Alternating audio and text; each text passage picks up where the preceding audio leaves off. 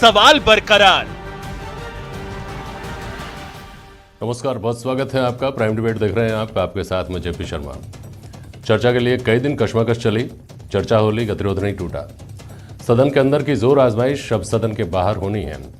वैसे ये पहले से ही तय मानकर चला जा रहा था कि इस बार विपक्ष रीट के मुद्दे की आंच को इतनी आसानी से ठंडा नहीं होने देगा, इसलिए ना निलंबन से बात बनी, ना ही चर्चा कराना काम आया। कुल मिलाकर मुद्दा सीबीआई जांच के इर्द गिर्द घूम रहा है, जिस पर विपक्ष कोई समझौता करने के मूड में नहीं दिखता और उतना ही सख्त रवैया सरकार का भी दिखाई देता है कि एसओजी ने जिस तरह से प्रोएक्टिव होकर जांच की है और कर रही है, उससे इसकी जांच बदलने का कोई कारण नजर नहीं आता। तो सवाल ये उठते हैं कि चर्चा से भी नहीं निकला तो कैसे निकलेगा हल?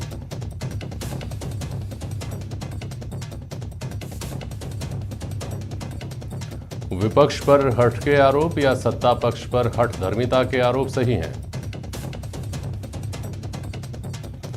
और विधायी कामकाज को कब तक बाधित करेगा रीट के ऊपर चल रहा हंगामा?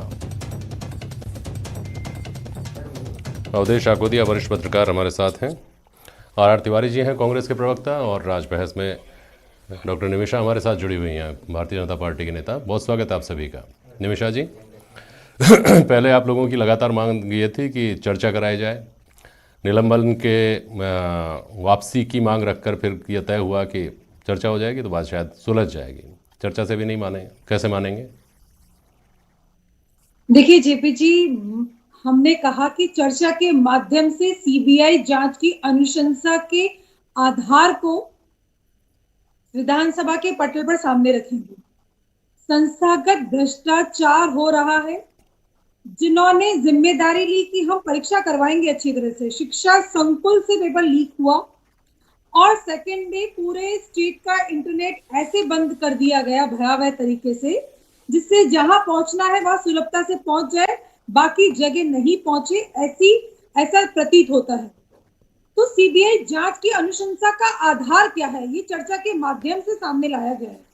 आप ये देखिए कि लाखों छात्र छात्राएं जिन्होंने परीक्षा दी और जो भ्रष्टाचारी तरीके से पेपर आउट करवा करके और जिस तरह से पेपर को बांट करके ये पास हुए हैं, और जिन्होंने मेहनत की जो पास नहीं हुए हैं, उनके लिए, उनके न्याय के लिए भारतीय जनता पार्टी पुरजोर से सीबीआई जांच की बार बार अनुशंसा कर रही है। सरकार को अपनी हठ धर्मिता छोड़ करके इसे मान लेना चाहिए। भाई इतना ही जोर देकर सरकार ये कर रही है निमिषा जी कि आपको ये हट छोड़ देना चाहिए। आप उन पर हठधर्मिता का आरोप लगा रही हैं, वो आप पर हट का, जिद का आरोप लगा रही है। और ये थोड़ा समझाइए ना निमिषा जी कि आप लोग चर्चा के माध्यम से, आपने कहा माफ कीजिएगा, तो क्या आप लोग ये उम्मीद कर रहे थे कि आप सदन में चर्चा कराएंगे, सीबीआई जांच की मांग करेंगे और सीबीआई जांच की मांग सरकार मान लेगी, कल ही न्योता भेज देगी, आइए सीबीआई जांच करिए, ये मानकर चल रहे थे क्या? क्योंकि सरकार की जो हठ धर्मिता का आधार है वो को नहीं है।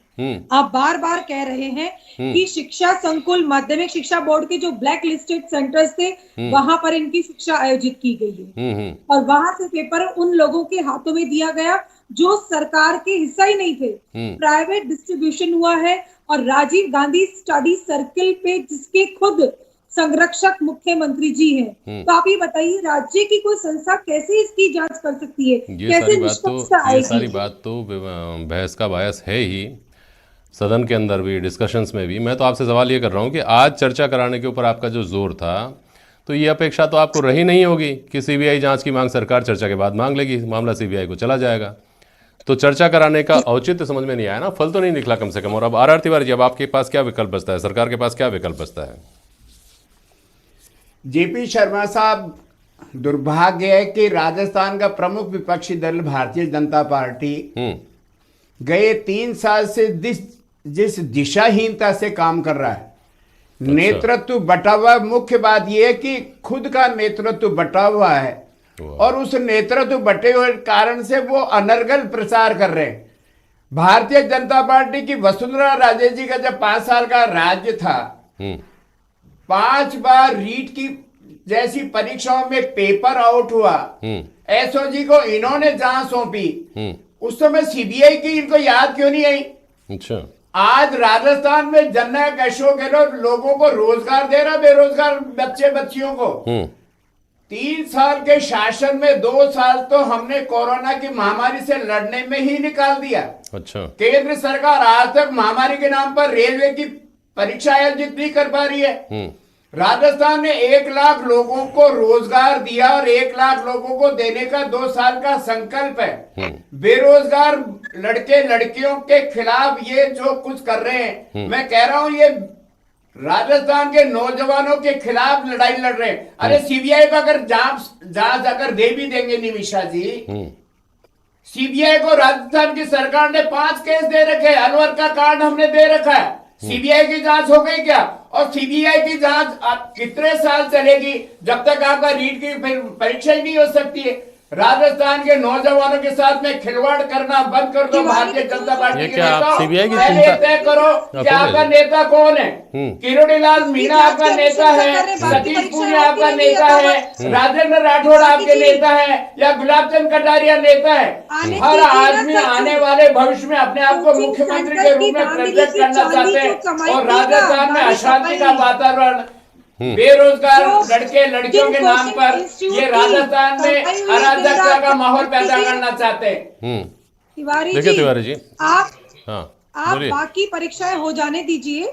जो रीट की परीक्षा स्पेसिफिक है, आपने पटवारी, लाइब्रेरी, जेईएन सारी परीक्षा निरस्त करवाई। आप जो रीट की धांधली हुई है इतनी बड़ी, उसकी जांच सीबीआई को अनुशंसा कर दीजिए। जांच कर रही है ना निमिषा जी। ठीक है। बाकी अपराधी को पकड़ा नहीं आपने।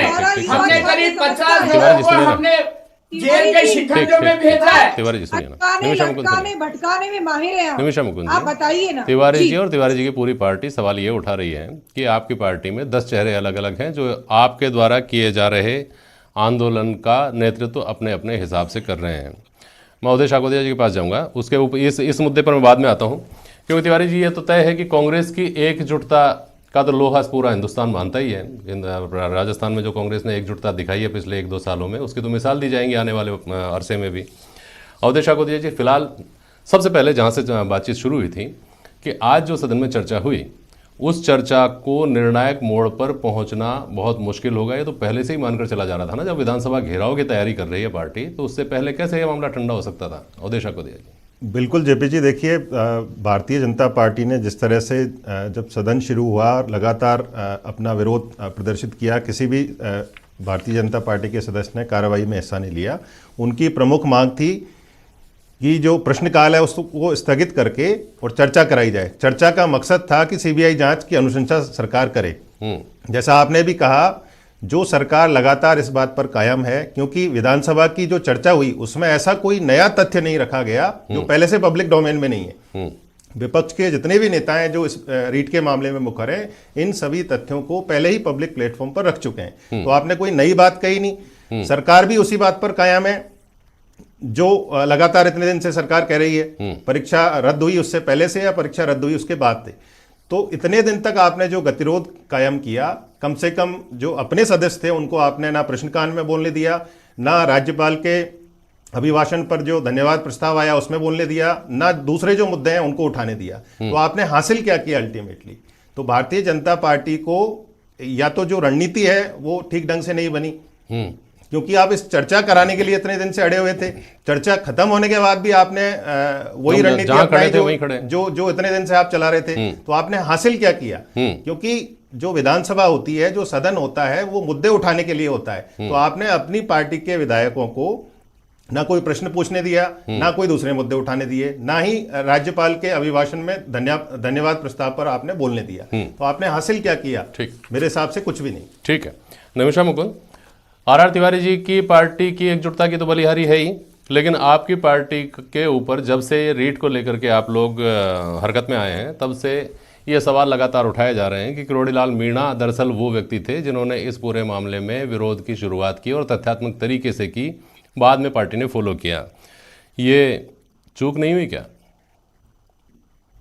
देखिए, हमारी पार्टी के वरिष्ठ पदाधिकारी हैं, वो हमारे राज्यसभा के सांसद हैं, उन्होंने फैक्ट्स के साथ में अपना प्रस्तुतिकरण किया। पूरी पार्टी एकजुटता के साथ में कल विधानसभा का घेराव करेगी और भाजपा के युवा मोर्चा जेल भरो आंदोलन आज ऐसा प्रतीत होता है राजस्थान के अंदर, जो बार बार दुहाई दे रहे हैं ना आप कांग्रेस की, होटल से चलने वाली कांग्रेस पार्टी में यदि हम कहें कि हर स्तर पर लॉ एंड ऑर्डर की बात की जाए या शैक्षणिक स्तर की बात की जाए, तो राजस्थान की प्रतिष्ठा जितनी धूमिल आज हुई है ना, इससे पहले इतिहास में कभी नहीं हुई है।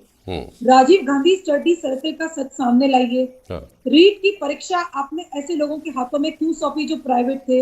ये सारे ऐसे निरुत्तर करने वाले प्रश्न हैं जिनसे बचने के लिए निरुत्तर नहीं, तिवारी जी बोलना चाह रहे हैं, बोलिए तिवारी जी, बोलिए। सीबीआई के निमिषा गौड़ तथ्यों के साथ में बोलना चाहिए। रीट की परीक्षा में अगर राजीव गांधी स्टडी सर्किल वाले अगर दे रहे थे तो उससे पहले भी जारोली के नेतृत्व में यही अधिकारी काम कर रहे थे। उस समय आपने कभी राजीव गांधी स्टडी सर्किल पे आपने प्रश्न नहीं उठाया।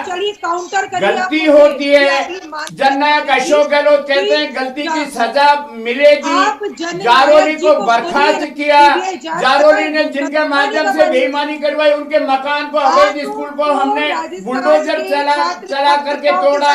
राजस्थान के इतिहास में पहली बार किसी को इतनी कड़ी सजा दी है जननायक अशोक गहलोत ने। आप लोग पहले एक होकर के बात करो कि किरोड़ीलाल मीणा आपके नेता हैं या आपके जो अध्यक्ष हैं वो नेता हैं, राजेंद्र राठौड़ नेता हैं।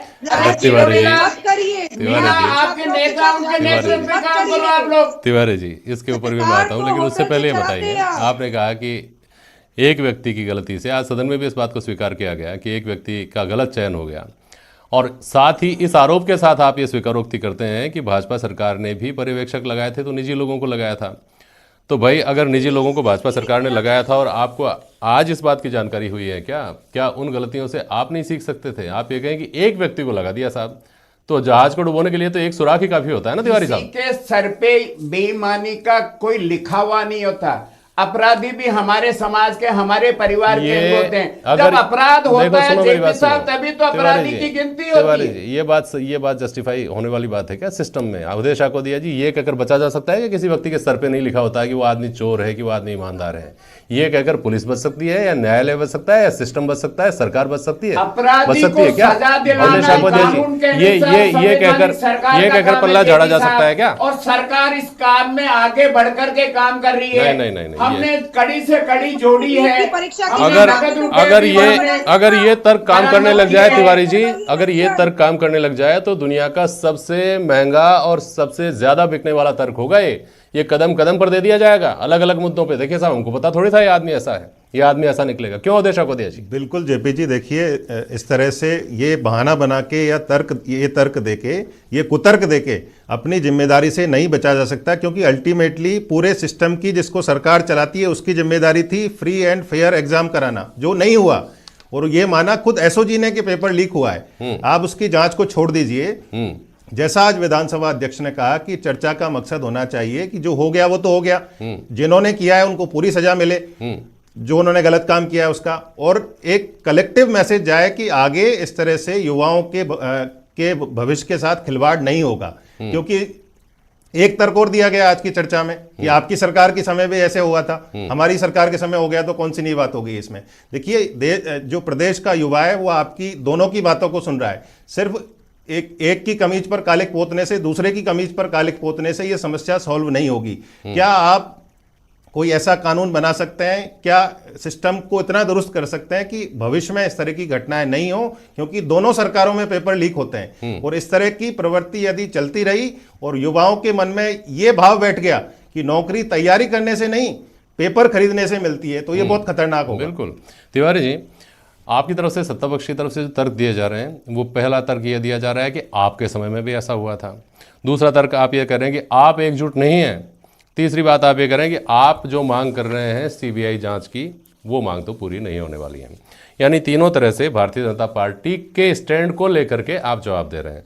सरकार अपनी तरफ से जो करे कि एसओजी की जांच फेयर है और एसओजी की जांच पर्याप्त है, इसके पक्ष में उन चीज़ों को लाया जाना चाहिए ना कि देखिए, और या फिर ऐसे प्रेसिडेंट सेट करने चाहिए कि देखिए इतनी बड़ी कार्रवाई हुई है तो आगे क्यों नहीं होगी।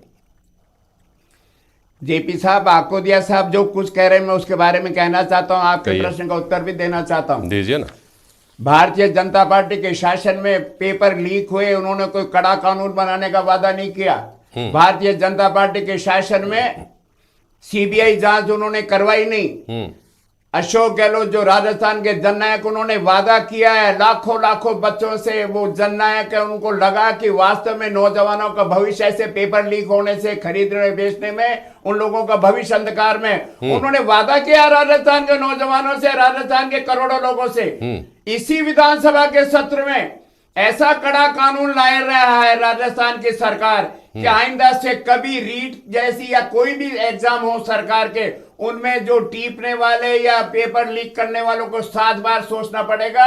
ये कानून आने तो दो, इसी सत्र में आ रहा है। राजस्थान के जननायक ने वादा किया है, वो वादा निभाएंगे। ठीक है, वो अपने शासनकाल में कुछ नहीं करना चाहते और सारा ढोलना चाहते हैं। केवल और केवल अपने परिवार को वो एक नहीं रखना चाहते हैं। इनमें सबसे ज्यादा लीड लेकर के गए किरोड़ीलाल मीणा, उनको हताशा में कल प्रदर्शन करना पड़ रहा है। ठीक, निमिषा मुकुंद जी, जो बात सबसे ज्यादा जोर देकर कही जा रही है वो ये है कि जैसे कांग्रेस को सीबीआई जांच चाहिए ही थी तो व्यापम घोटाले को लेकर वो सुप्रीम कोर्ट पहुंच गए। अगर आपको सीबीआई जांच चाहिए ही तो वो दरवाजा तो खुला हुआ है ना, लेकिन आपको जो सीबीआई जांच या तो नहीं चाहिए या जितनी चाहिए उससे ज्यादा आपको पॉलिटिकल माइलेज चाहिए, इसलिए आपको सदन के अंदर भी हंगामा करना है या बाहर भी हंगामा करना है। ये आरोप लगातार लगाए जा रहे हैं। निमिषा जी, देखिए जेपी जी, अभी आप रीट 2 परीक्षा रद्द इसलिए हुई कि भारतीय जनता पार्टी के नेतृत्व में बेरोजगारों को न्याय दिलाने के लिए हमने पुरजोर विरोध प्रारंभ किया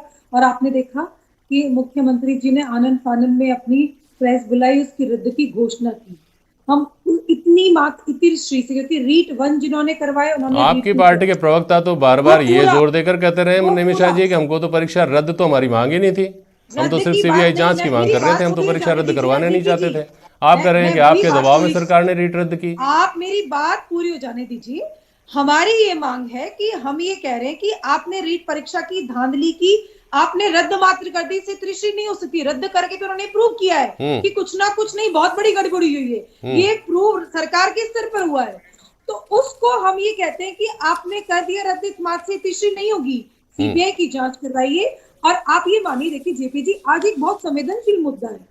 आप हर क्षेत्र में सुसाइड की घटनाक्रम आ रहे हैं, सुसाइड कितने बढ़ गए हैं, अब लिख करके नोट जा रहे हैं वो लोग कि हमारे साथ धांधली हुई है, मुझे पैसा देना पड़ेगा। मुकर नहीं सकते ये लोग। आप ये देखिए पूरे राजस्थान में कश्मीर एक सामान्य के बाद धारणा ये बनी हुई है, और खासतौर पे इस वक्त तो हम कहेंगे राजनीतिक धारणा ये बनी हुई है कि सीबीआई केंद्र सरकार के नियंत्रण में काम करती है। भले ही केंद्र सरकार लाख ये कह ले कि स्वायत्तशासी संस्थाएं हैं, इंडिपेंडेंट तरीके से काम करती हैं, और वही हाल यहाँ एसओजी को लेकर है, चाहे सरकार लाख कह ले। और ये दोनों संस्थाएं हो सकता है कि एकदम तटस्थ रहकर निष्पक्ष स्वतंत्र तरीके से अपना काम करती हों, लेकिन परसेप्शन ये बना हुआ है। और राजनीतिक हलकों में तो इस बात को लेकर के आप यूँ भी कह सकते हैं कि धारणा नहीं, वहाँ तो ये मान्यता है ही, वो लोग तो चूँकि जानते भी हैं ना, वो तो सिस्टम में है। तो इस धारणा का तो कोई तोड़ है नहीं, इसका कोई इलाज है नहीं, और इसलिए सीबीआई वर्सेज जो एसओजी चल रहा है, इसका कोई हल निकलता दिखता है क्या आपको बहुत जल्दी? जेपी जी, देखिए बिल्कुल नहीं दिखता है, क्योंकि जो एसओजी की जांच है उस पर भाजपा को भरोसा नहीं है, क्योंकि उनको लगता है कि ये स्टेट के नियंत्रण में। सीबीआई जांच की अनुशंसा राजस्थान सरकार नहीं करना चाहती है, क्योंकि उनको लगता है केंद्र सरकार के नियंत्रण में। जब तक ट्रांसफर पोस्टिंग का जो नियंत्रण है वो जिस सरकार के हाथ में रहता है, उसके दबाव में कोई भी एजेंसी काम कर सकती है, इसकी गुंजाइश हमेशा रहती है। और ये यदि कोई शक जाहिर कर रहा है, जैसे भारतीय जनता पार्टी एसओजी के लिए कर रही है और जो सरकार है वो सीबीआई के लिए कर रही है, उसमें कुछ भी गलत नहीं है। क्योंकि यदि कोई पॉलिटिकल मोटिव के लिए काम करेगा तो ये जांच अपनी दिशा से भटक जाएगी और केवल पॉलिटिकल स्कोर सेट करने तक ही सीमित रह जाएगी। कुछ तिवारी जी कहना चाहते हैं, संक्षेप में बोलिएगा। मैं कहना चाहता हूं आकोदिया साहब, नेता प्रतिपक्ष गुलाबचंद कटारिया जी हैं भारतीय जनता पार्टी के, नेता प्रतिपक्ष उपनेता राजेंद्र राठौड़, इन्होंने एसओजी की जांच को पीठ थपथपाई थी कि नहीं थपाई थी? इन्होंने कहा अशोक राठौड़ बिल्कुल सही दिशा में काम कर रहे हैं। किरोड़ीलाल मीणा ने कहा अशोक राठौड़ सही दिशा में काम कर रहे हैं। अरे तो भाई जब सीबीआई को तोता बताया गया था तब आपकी सरकार थी और आपने कहा था कि ऐसा नहीं है, भले ही कहा जा रहा हो, लेकिन सीबीआई से बेहतर तो कोई काम कर ही नहीं सकता हिंदुस्तान में। उस वक्त आप लोगों ने नहीं कहा था क्या? ये तो आप अपनी अपनी एजेंसीज के लिए कहते ही हैं, और दूसरी पार्टी की तरफ से उठाए गए सही दिशा में बता रहे हैं, फिर ये विरोध प्रदर्शन कर रहे हैं, ये अंतर कलह से जूझ रहे हैं। मैं ये कहना चाहता हूँ। ठीक है, चलिए ठीक है, अभी फ़िलहाल देखना ये है कि इस मुद्दे की गर्मी कब तक ठंडी होती है और उसके लिए क्या क्या रास्ते निकालने की कोशिश होती है। बहुत शुक्रिया आप सभी का आज प्राइम डिबेट में शामिल होने के लिए। आज के लिए बस इतना ही। नमस्कार।